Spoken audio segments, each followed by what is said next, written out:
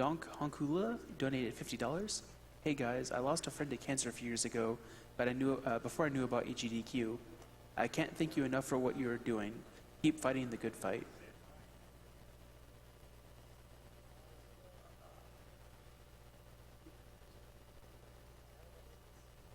NJO donated $8. Thanks to all the runners and staff today. I personally don't know anyone with cancer, but I can't imagine what it must be like for others that do. Best of luck to all.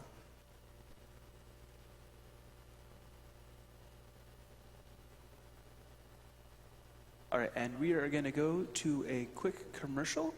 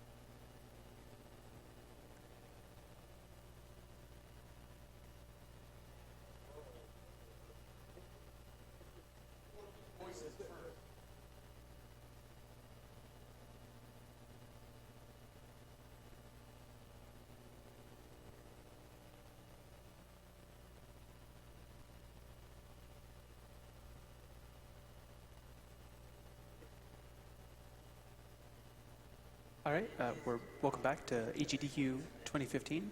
Awesome Games Done Quick is a speedrunning event held every year in January, featuring members of the Speed Demos Archive and the Speedruns Live communities. SDA proudly hosts speedruns over 1,000 games with forums containing speedrun planning and marathon discussions. SDA welcomes gamers old and new alike. You can follow them on Twitter at SDA Speedruns and visit their website at speeddemosarchives.com. And SRL is the best site to race video games against other people with any skill level whatsoever. They're hosting a series of short races this month, starting January 17th, and it's a series called Get Yourself Speedrunning. You can go to their front page, speedrunslive.com, for more information and to watch a whole bunch of people streaming games and doing races. We've got Magical Poppin' coming up next by Stent, and it's a very, very cute game.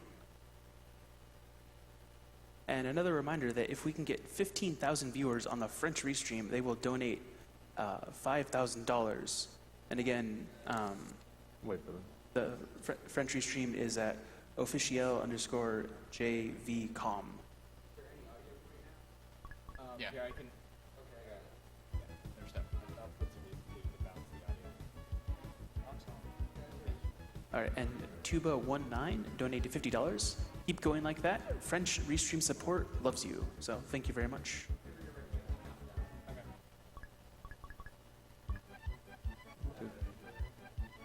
All right. 3, 2, 1, go. All right, this is Magical Poppin' for the Super Nintendo. It was only released in Japan. It's a really good game. I wish they had ported it to the US. So Ascent is going to be sliding everywhere. It is about 7% faster, so it doesn't look much faster, but it really is, and it will save a lot of time over the course of the run. And there's a bit of a trick to it, actually, in that you can't... The input for slide is down and jump, but you can't hold down. Because So what he's doing is he's sliding with down, right, and B, and then he has to hold right in order to cancel out of the end of the sliding animation every time. So if we were to keep holding down B, it would be a bad slide.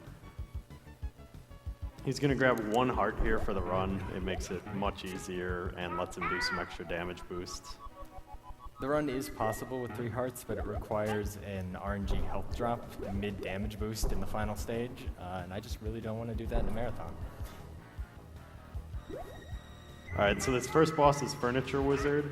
He's using his laser special move, and he's going to run away and hide in his hat, which you just heard the sound effect for. That actually cancels lag by getting the boss off the screen, and it saves like almost a full second by not lagging so badly. So you'll see at the top of the screen he has like his power-ups. Right now he only has the laser, which costs 2 stars, which are in the top right. It's like special meter. And every special power has like a super special that you can use that costs like 8 to 12 stars, which we'll see some of throughout the run.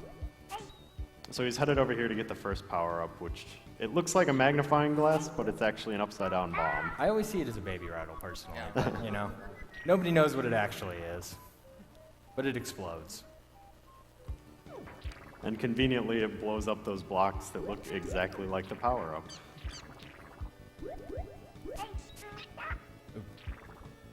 Didn't bounce there. So actually, this is not the intended route through the level. Sent did something we call a pogo jump, where he stabs the ground with his sword and jumps at the same time. The sword plinks off the ground. You jump up a little bit, see it there. He plinked, but he didn't jump there to get like the super high height. If you do both at the same time, you can go 1 block higher with your jumps than the developers intended, which is very useful to save time. It's also just fun. This is the first instance of this gargoyle boss. He did a pogo jump into super special there, followed by bomb special. And he plinked the ground twice to manipulate the boss AI to get the boss lower so that the boss would go off the bottom of the screen sooner so that he would die faster and he could get out of the room faster. It should be noted that a lot of movements during boss fights may seem very insignificant, but there is a lot of manipulated behavior in boss fights. So there's 6 levels in this game. We're starting stage 2 now. Stage 2 actually has probably the biggest skip in the run, which we'll see here very shortly. So normally, you have to get the grapple in order to traverse past this room. So we have to go get the grapple, and normally you have to fight a mid-boss of the level in order to do that. But Sent did a very specific pattern of jumps there in order to manipulate that jellyfish to hit him, to damage boost him, to go in the boss room from the backwards direction in order to basically not have to fight the boss. Something to mention is that the jellyfish don't actually have hitboxes unless they're doing that electric attack. If they're not, you'll just go right through them. So that was to manipulate both its position and the timing of its attack. Right. So now we have the grapple and we can traverse through the level a little bit.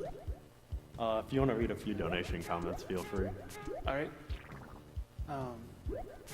Before we donation comments, just want to know if you donate during this run, you are entered in a chance to win either a Perler made by Mecha Richter or a reproduction card of this very game that was generously donated by, let's see,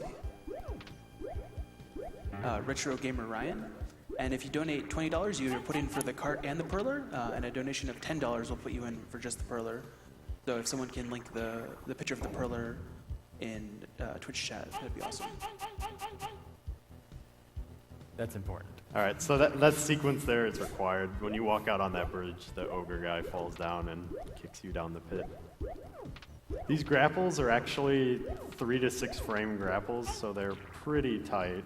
It's actually really hard when you're learning the game to get those grapples done well.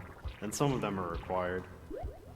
There's actually an alternate route of moving platforms that are below those grapple points for people who don't know how to grapple, but it's incredibly slow. So, of course, we got to take the grapple route. Ooh. There's a damage boost there if you get the spikes. It saves maybe half a second. Sent has really good manipulation pattern for this boss, so he should be able to hit it optimally. You want to use specials on these bosses because it deals a full skull of damage instead of just half. This will be the last boss that can actually take more than half a skull at a time. And that is the ass token. Exactly as described. Hadoken, but backwards.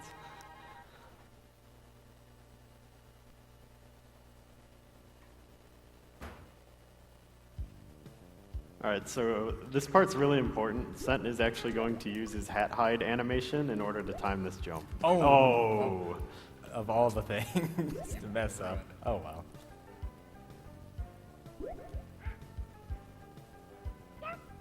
No pressure now.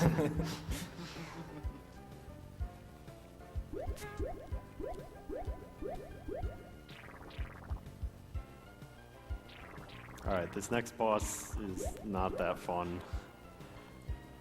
Sent's gonna fight him with the grapple because you'll notice the grapple takes 0 stars, and star management's pretty important throughout this run.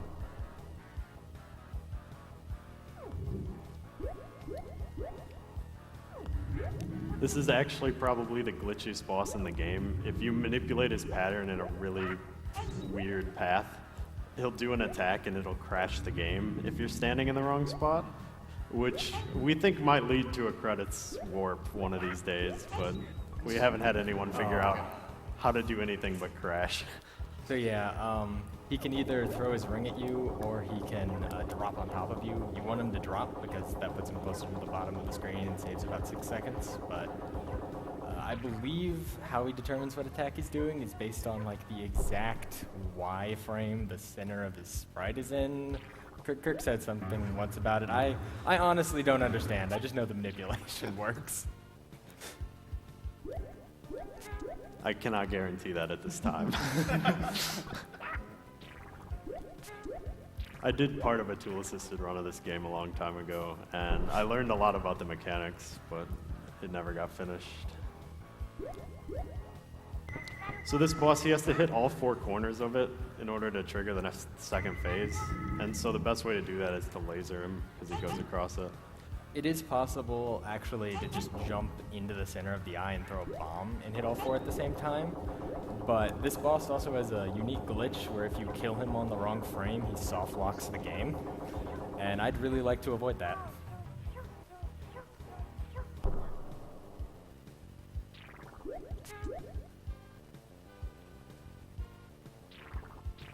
So most of these levels kind of boil down to go get the power-up and then go to the place the power-up opened. So we're on our way to the freeze power-up, which I think he's going to use 1 to 2 times throughout the run.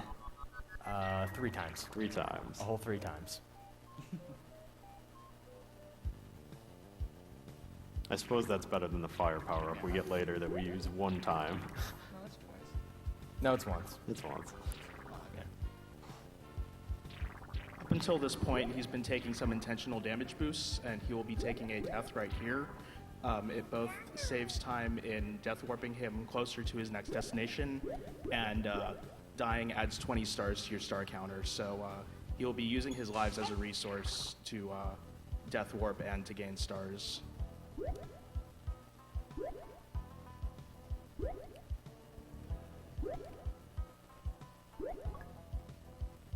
This room is stupid. It's a troll too, because like you get over there and you just get shot off the platform instantly.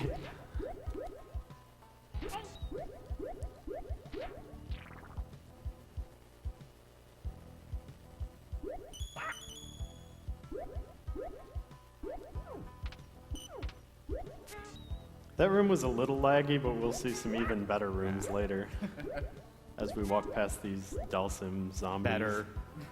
Better, yes. There's some strong rooms.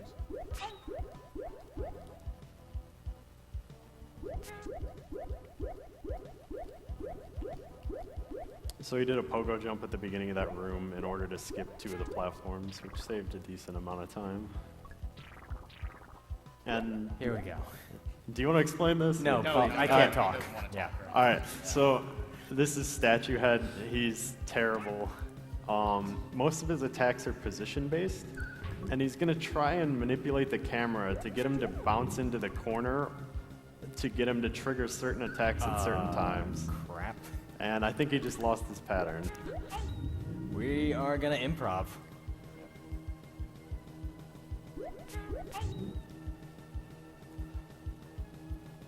So 2 of the heads are dead. The other 2, it has to actually spin to those heads before he can use the associated attack. So if you don't put him in the position where he can use that attack, he might just spin around for like 20 seconds.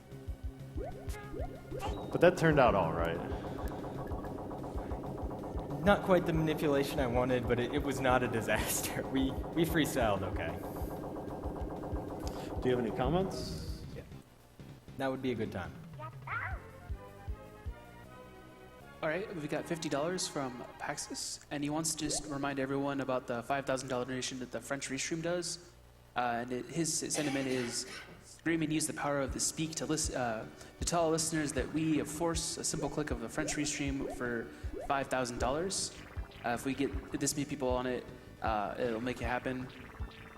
So pretty much just, open a new tab, put it on in the background, mute it if you want, or leave it on and learn some French. Just put on the French Restream and help us reach our goal of 15,000 viewers. And again, that's twitch.tv/officiel_JVCom. And then we've got $50 from Jabocon. Congrats on a great marathon and a great cause for all the amazing speedrunners. Kill all of the animals except for Franker Z. And sorry, Twitch chat. All right, so we just refought Gargoyle Boss. His pattern's slightly different that time, but it's played very similarly. And these are some of the harder rooms in the game, in my opinion. We got scrolling water that you have to jump through, and a lot of spikes that deal a full heart each.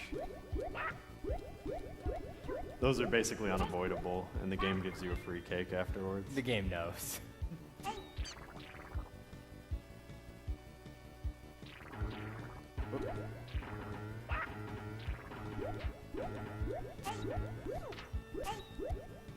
Very nice.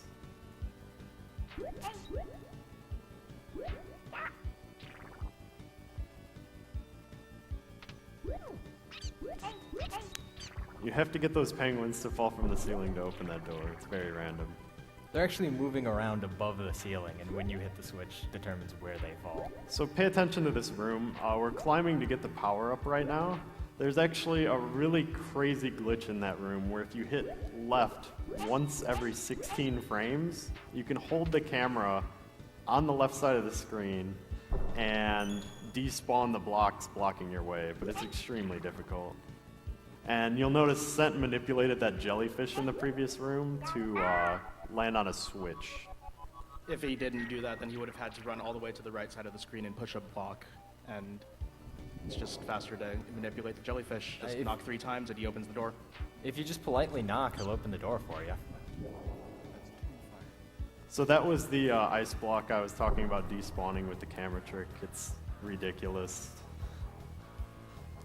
It does save about 50 seconds. It's just not something I'd go for in a marathon. Yeah, you have to hit left every 16 seconds while jumping through water, 16 scrolling frames. 16, yeah. Every 16 seconds, I think I could do. I think you can do it. Every 16 seconds, it might be slower. So like I was saying, most of these bosses can only take 1 skull of health, so he just kind of improvises at this point. Ideally, he wants to conserve his star count, but sometimes the boss gets far away and it's good to use bombs or grapple. In this case, I'm just trying to conserve health because the next few rooms can be pretty brutal. Can I make a quick announcement, guys? At this point, Humble Bundle by itself has raised $100,000. So thank you all for purchasing the Humble Bundle and donating generously. Very nice.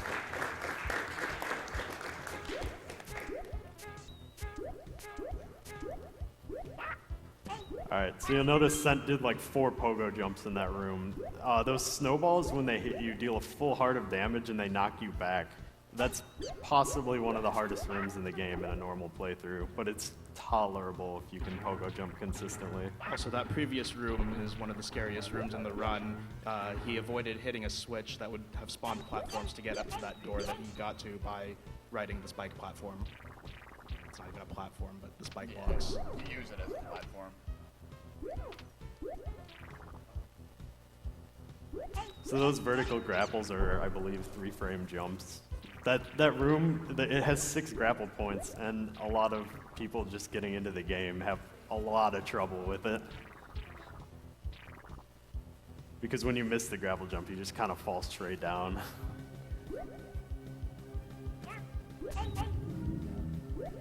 Yeah, if you've ever played Pokemon and seen the shiny Gyarados, we like to think this is his brother Bill. Bill is really just not very good at anything. Frankly, I feel so bad for Bill sometimes, I just let him hit me.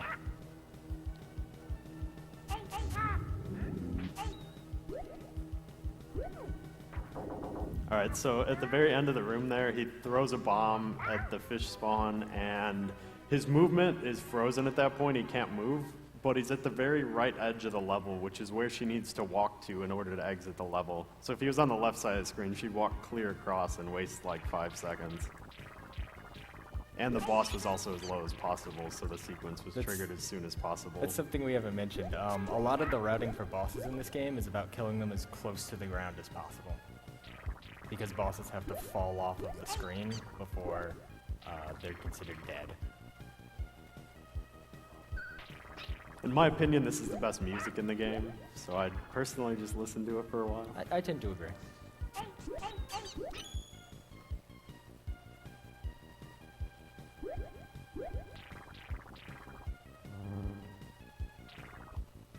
I mean, it's on like a 20-second loop, so I think we just heard the whole thing. We're on our way to get the roll power-up, which is the fastest power-up in the game. You can go really fast.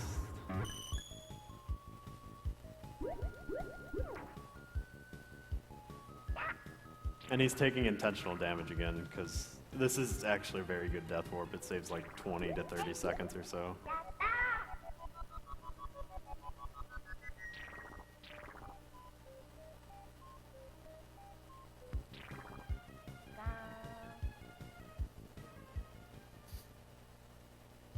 Alright, and now we're rolling.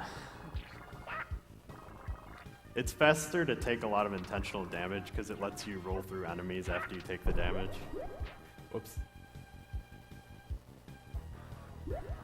And you need the roll power up to get to this boss. You actually, you can get in this room without it, but you can't get to the boss's platform without it.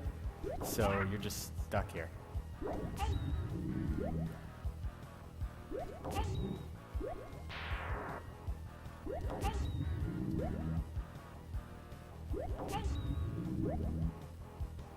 Did you have any more comments? Yeah, Sean7 donated $200. I called in sick work today. Time to watch some runs. Also, kill the animals. So remember to watch AGDQ responsibly and don't shirk your work duties. $20 from No I Love Duckfist, and he says, "This game is adorable." That it is.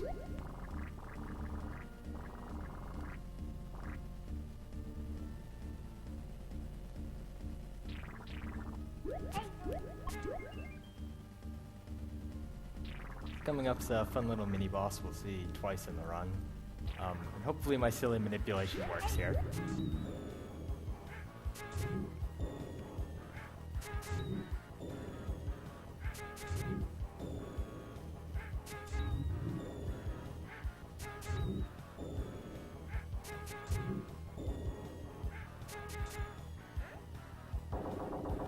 Got him. Got it.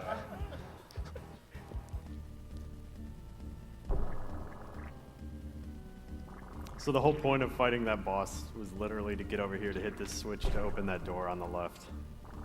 You can get over there way earlier, but it doesn't do anything. To the door. Yeah. And that elevator's broken until you hit the switch. Or maybe it's till you beat the boss. I'm actually not sure on that.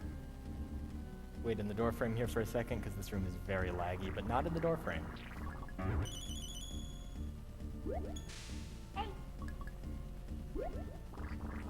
Oh, yeah, you want to... This penguin is a real jerk, but you can time it so that he knocks you onto that platform. But I just went a little too early there. Oh, what? Well then. I thought you had that one. Yeah, sometimes the roll can be really weird, whether it's on or off the wall. And I guess I just rolled in midair and dropped right down.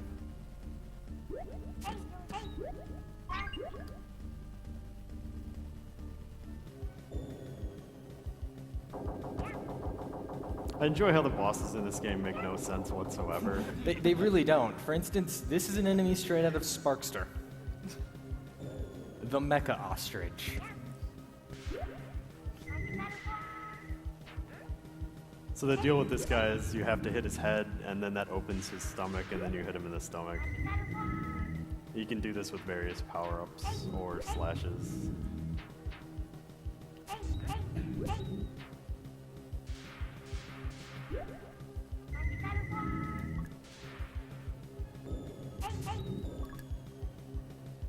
I want to wait for him to move his leg forward there, because that'll manipulate him to get down. Yeah, his head is actually at the top of his sprite if he's standing all the way up, and the stage would not end until his head got off the screen if he was standing upright. So by ducking, it saves quite a bit of time. And this is the final stage, stage 6. It's a giant maze, and there's like 3 main paths between the level, and you can kind of jump between them at will. So we're going to start going to the bottom, and then we're going to kind of take the middle path after that. You don't want to take the top path because it has Dracula. Yeah, there's just an extra, I believe there's 2 extra bosses up there. Yeah, there's Dracula and a refight with that rhino enemy. I'm just taking some intentional damage, because I'm really not sure how you're supposed to get through there without taking damage, to be quite honest.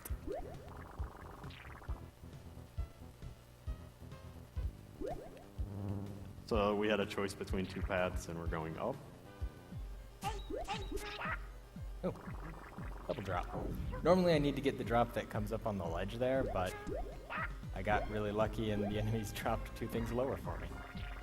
This room's pretty tight. You want to explain this, Kirk? This one? Yeah. So we're hitting the switch, running to the door.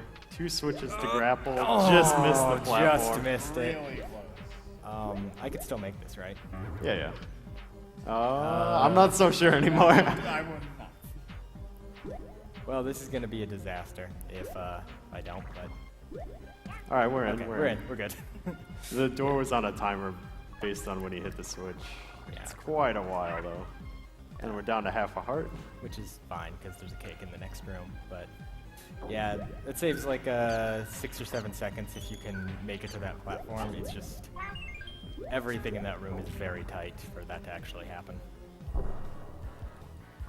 Alright, so this boss, if you run at this boss, he will run away constantly, and you cannot hit him until he's in the middle of an attack. So really, the only way to beat him is to stand here and wait for him to move back. And then we're going to fight his brother in a little while.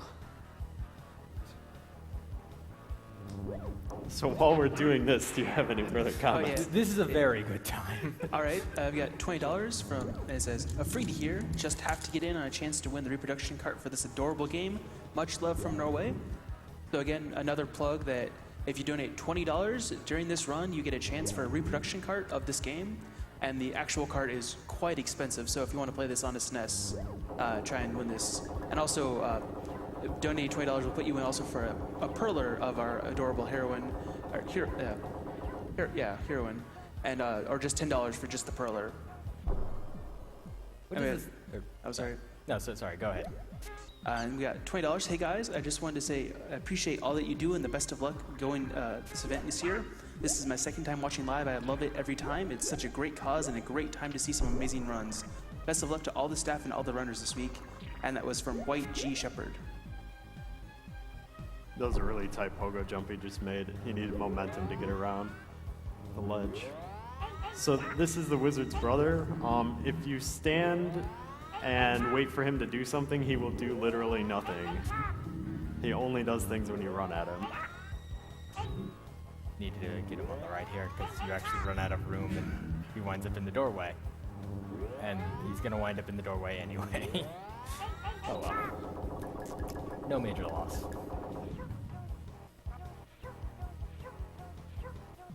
Kirk, have you kept up with the market for this game? What is the CIB popping worth now? Like 300-ish? That sounds about right. I honestly don't. I honestly don't know. The cartridge by itself is at least like 120 to 140. Yeah. All right, so I'm gonna go for a really tight jump in here.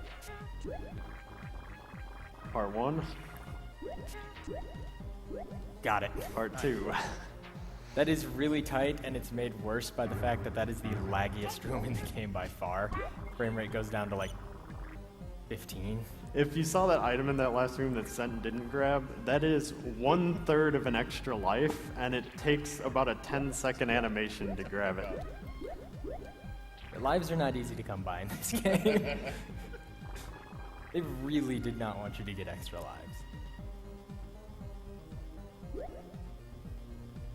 Game over only sends you back to the beginning of the level, though. So it's Right, not and you have too unlimited bad. continues, so. So yeah, here's the refight to the knight, and I'm gonna do a little bit of a different strat just because it's safer.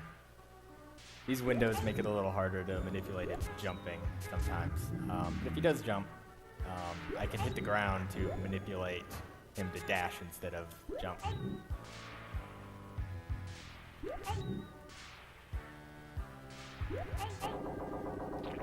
So yeah, we're actually just coming up onto the end of the game here. Only a couple more rooms in the final boss.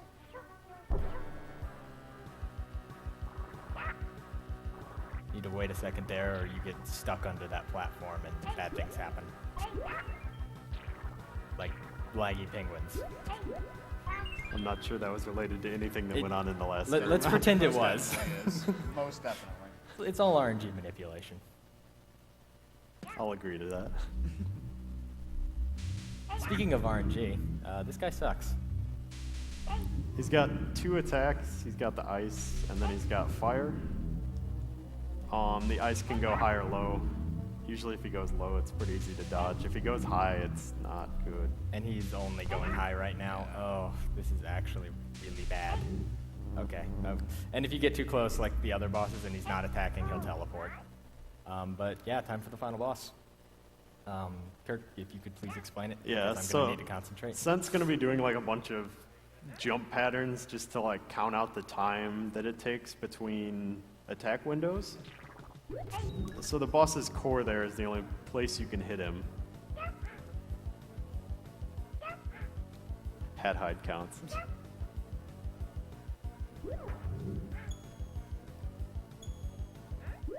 And by hitting it in a really tight window, you can squeeze in 2 hits in between each phase, so you can kill him a lot faster.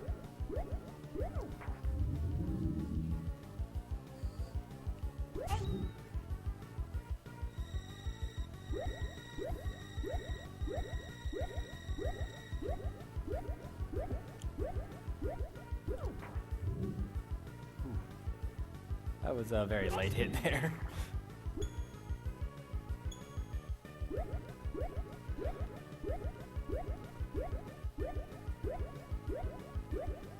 Also, time's coming up pretty soon, so just be ready on time.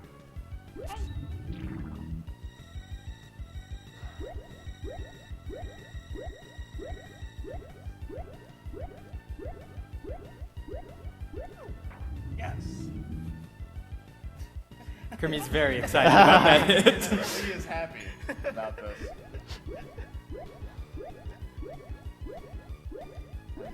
Last hit coming up. Time. Time.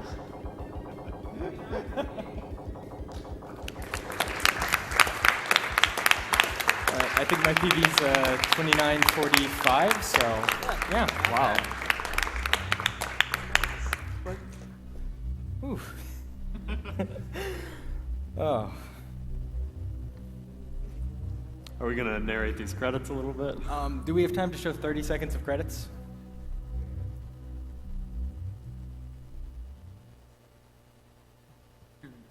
There's just there's one line in the credits. It's only about 30 seconds from now that we really need to share because it explains everything wrong with this game.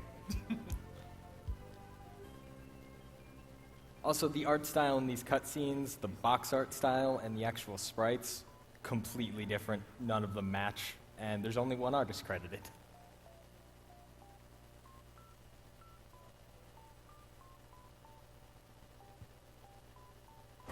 So the story of the game, something about an evil wizard, go fight him. Blah, blah, blah. Yeah. Magical princess, Not the most kawaii amazing action plot. gameu, who knows. But we do know Charlie Brown makes a cameo. Also Dom. Yeah, Dom.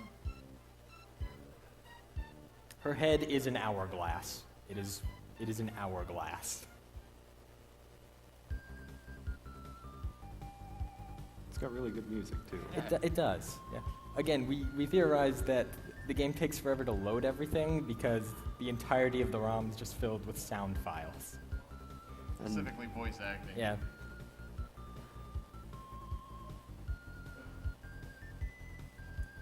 The princess was actually voiced by a Japanese talk show hostess in her later years.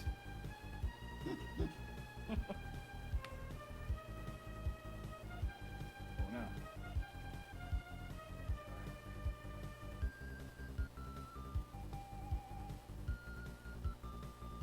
All right, so we're getting down there to the best part. We're getting there. The important part. We figured they spent so much money hiring the voice actress, they just couldn't afford an actual studio for this game.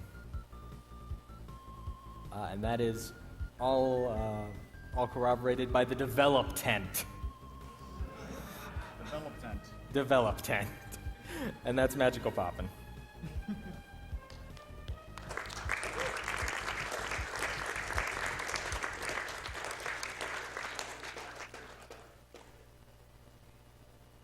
All right, thank you for that amazing run, Sen. And one more round of applause for our runner, please.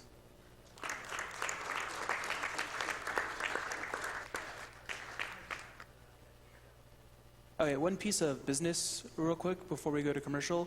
We're going to have a schedule change because there's flight delays and runner availability. The Donkey Kong Country 2 race is going to be after I Want to Be the Boshi today, and Tetris Grandmaster is being moved to after Kirby Superstar tomorrow. So if you want to see Tetris, check in tomorrow. And if you want to see Donkey Kong Country 2, check out today.